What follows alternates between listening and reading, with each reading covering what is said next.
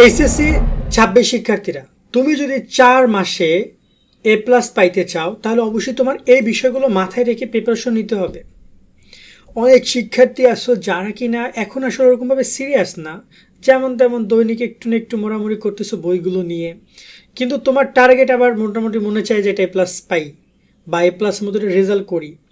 কিন্তু আসলে কি সেটা সম্ভব যদি এভাবে পড়ালেখা করো? না। তোমাকে আজকে আমরা কিছু পয়েন্ট ক্লিয়ার করতে চাই, এই পয়েন্টগুলো মাথায় রেখে এভাবে তুমি একটু সাজিয়ে গুছিয়ে পড়ো। যারা A+ পেয়েছে বিশেষ করে ইন্টারমিডিয়েটে, তুমি শুনবা যদি তোমার নিকটস্থ কোনো বড় ভাই থাকে যে আসলে ওদের কি বেসিক বিষয়গুলো ছিল যেগুলো ওরা সবসময় মেনটেন করতো, এবং 4 মাস পর্যাপ্ত সময় এটাকে কাজে লাগাও, অনেক ভালো রেজাল্ট করতে পারবা তুমি। 4 মাস মানে 120 দিন। পরীক্ষা আজকে যদি আমি ধরি ফেব্রুয়ারিটা বাদ দিই, মার্চ, এপ্রিল, মে, জুন, মোটামুটি কিন্তু জুন মাসও পাবা তোমরা। সো এখন আমি ফেব্রুয়ারি প্রথম থেকে কথা বলছি, তার মানে ফেব্রুয়ারি ধরতে পারো। সো ওভারঅল এটাকে কাজে লাগাও। তবে সবচেয়ে তোমাদের দুইটা বড় বাধা হচ্ছে দুইটা ঈদই পড়বে তোমাদের পরীক্ষার আগে। সো ঈদে যদি বেশি মোজ মাস্তি করতে চাও, আত্মীয় স্বজনের বাড়িতে গিয়ে ভালো মন্দ খাইতে চাও, তাহলে হয়তো A+ মিসও যাইতে পারে। কারণ ভালো মন্দও খাবা আবার A+ও পাবা, হবে কেমনে? স্যাক্রিফাইস করতে হবে, সেটা মেন্টালিটি রাখো। এবার একটু কথা বলে কীভাবে কি প্রিপারেশন নিতে পারো। দেখো, তুমি 4টা মাসকে আগে তোমাকে ডিভাইড করতে হবে কয়েকটা পয়েন্টে। এক হচ্ছে তোমার বেসিক ক্লিয়ার হওয়া, তোমার সিলেবাস কমপ্লিট করার জন্য তুমি কি আগে মোটামুটি কায়দায় তোমার 4 মাসের মধ্যে ট্রাই করো মিনিমাম 2 মাস বা আড়াই মাসের মধ্যে এই জিনিসগুলো কমপ্লিট করার, যার মধ্যে এক হচ্ছে সিলেবাস কমপ্লিট করা, 2 শুধুমাত্র নামে সিলেবাস না। এইচএসসি 26 শিক্ষার্থী, নাইট 24 পাবলিকেশনের বাংলা A+, ইংরেজি A+ এবং আইসিটি ম্যাজিক, এই 3টে বই তোমাকে পরীক্ষায় ভালো রেজাল্ট এনে দিবে। প্রত্যেকটা বই রকমারির বেস্ট সেলার। বোর্ড পরীক্ষা এখান থেকে হুবহু প্রশ্ন কমন আসে। এছাড়া প্রতিটি বইয়ে কিউআর কোড পাচ্ছ, যা স্ক্যান করলে এই বইয়ের ভিডিও ক্লাসগুলো তোমরা পেয়ে যাবে।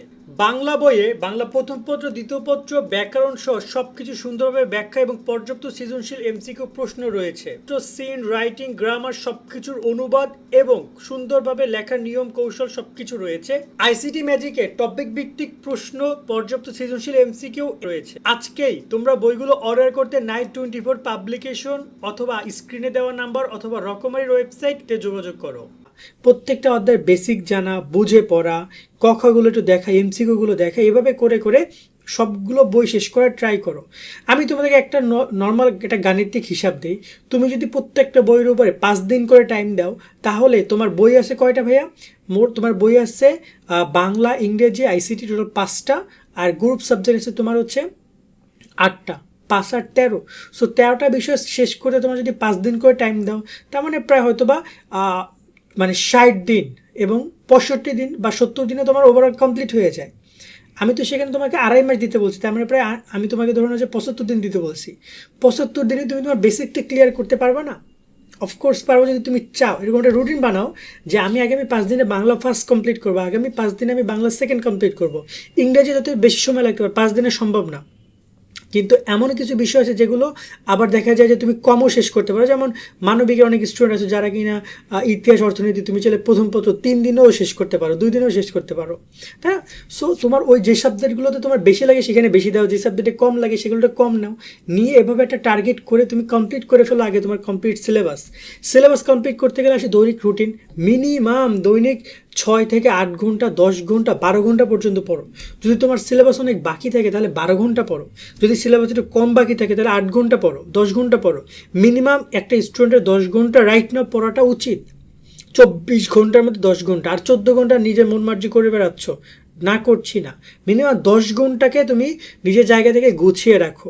এরপর একটা গুরুত্বপূর্ণ বিষয় হচ্ছে যে যখন তুমি পড়বা তখন তুমি অবশ্যই এই যে আমি আড়াই মাসের কথাই বলছি, আমি পরে যে 1.5 মাস আমি পরে যাব, আগে আড়াই মাস নিয়ে বলি, তুমি এখানে অবশ্যই বিগত সাল বিশেষ করে গত 10 বছরের কোশ্চেনকে ইম্পর্টেন্স দিও। বিশেষ করে 19, 18, 17 কোশ্চেনগুলো বেশি দেখো, কারণ ওইগুলো ফুল সিলেবাস এক্সাম ছিল। গত 24, 23, 22, 21, 20 তো পরীক্ষাই হয় না, অটো পাস। 25, 24, 24, 22, 23 এই যে সালগুলো কিন্তু শর্ট সিলেবাস এক্সাম হয়েছে, এগুলো দেখো। তবে 19, 18 ওইগুলোর কোশ্চেনগুলো ভালো করে অ্যানালাইসিস তোমরা করবে, এই বিষয়টার প্রতি খেয়াল রাখবা। এবার আরেকটা বিষয়, গুরুত্বপূর্ণ বিষয় সামনে আসছে, সেটা হচ্ছে যে তোমাদের এখানে পড়ার ক্ষেত্রে দৈনিক রুটিনের একটা মেনটেন করার বিষয়টা। অনেক শিক্ষার্থী আছো, বড় হয়েছে, এখন দেখা যায় দিনের বেলা ঘুরে ফিরে বেলা রাত্রিবেলা পড়তে বসো, কোনো অসুবিধা নাই। আমার ইন্টারমিডিয়েট পরে আমি রাত্রিবেলা 2টা-3টার সময় ওইটা পড়তে বসছি, সন্ধ্যাবেলা ঘুমাই গেছি, কারণ কোথাও একটা গেছিলাম, ঘুম আসতে ঘুমাই গেছি, রিল্যাক্সে রাত্রিবেলা পড়তে বসছি, কোনো পাপ নাই। তোমার সিলেবাস তুমি কমপ্লিট যখন করো করো, তবে ট্রাই করবা সকালের দিকটাতে এমন এমন বিষয়গুলো পড়ো যেগুলো যেন তোমাকে কঠিন বিষয়গুলো সকালের দিকে পড়ো, কারণ সকালের দিকে পড়লে খুব দ্রুত মুখস্থ থাকবে বা মনে মুখস্থ হয়ে যাবে। আরেকটা সবচেয়ে গুরুত্বপূর্ণ পয়েন্ট আমি তোমাদেরকে ক্লিয়ার করতে চাই, সেটা হচ্ছে যে যেটা প্রতিষ্ঠান স্টুডেন্টরা করেছে, সেটা হচ্ছে ওরা শুধু মুখস্থ করে গেছে, শুধু সাজেশন ফলো করছে, বুঝে পড়ার ট্রাই কেউ করে নাই। তাই ব্যাখ্যা পড়া, বুঝে পড়ার বিষয়ে সবচেয়ে বেশি ফোকাস দাও। সেটা যে কোনো টপিক, সেটা বাংলা হতে পারে, সেটা ইংরেজি হতে পারে, সেটা হচ্ছে তোমার আইসিটি হতে পারে, সেটা যে কোনো কিছু হোক। বিশেষ করে এমসিকিউ পার্টটাতে অনেক কনফিউজ, অনেক দেখা যায় যে মনে হয় সবই অ্যান্সার সঠিক, বাট আলটিমেটলি স্টুডেন্টরা ওই ভুলগুলো করছে। তাই ব্যাখ্যা পড়ার ট্রাই করো, মুখস্থ বিদ্যা দিয়ে বেশি দূর যাইতে পারবা না। আরেকটা বিষয় হচ্ছে যে এখানে প্রচুর প্র্যাকটিস কর। আমি এবার প্র্যাকটিসের পার্টটাতে আসি। শেষের যে 1.5 মাস তুমি পাও, যদি পাও সময়, 2.5 মাসের মতো তুমি যদি পুরো সিলেবাস খতম করো, শেষের 1.5 মাসে তুমি মোটামুটি কাজে রিভিশন পার্টটা রাখতে পারো। তুমি প্রচুর পরিমাণের এক্সাম দাও, প্রচুর পরিমাণের প্রশ্ন সলভ করো, যার মধ্যে আছে তোমার টেস্ট পরীক্ষার প্রশ্ন, যার মধ্যে তোমার বিগত সালের প্রশ্ন, এবং ওইগুলোর উপর তোমার নিয়মিত এক্সাম দেওয়াটা তোমাকে তোমার প্রিপারেশনটাকে অনেক বেশি হাই লেভেলে নিয়ে যাবে। আমি যতগুলো স্টুডেন্টের ইন্টারভিউতে শুনেছি, কথা শুনেছি, ওদের সাথে আমরা নর্মালি কথা বলেছি, যারা প্লাস সবাই বলেছে ভাই আমাদের বেসিক ক্লিয়ার ছিল, আমরা মেইন বই সবচেয়ে মনে করতাম যে মেইন বই সব কিছুর ঊর্ধ্বে, এবং এটা তোমাকেও মনে করতে হবে। অনেকে মনে করতে পারো যে অমুক গাইড কিনি, অমুক বই কিনি, অমুক কিছু কিনি, না, আগে সব কিছুর মূল থাকতে হবে কি তোমার মেইন বইগুলো। অনেকে মেইন বই কেনেও না, কিন্তু সে প্লাস পাইতে চায়। ভাইয়া মেইন বই হচ্ছে সব কিছুর সোর্স, ওখান থেকে আসে। ওই মেইন বইকে দেখে আর 10টা বই বানায়। সেক্ষেত্রে ভালো লেখকের ভালো বইগুলো তোমরা সংগ্রহ করে সেগুলোর উপর সুন্দর করে বেসিকটা ক্লিয়ার রাখবা তোমরা।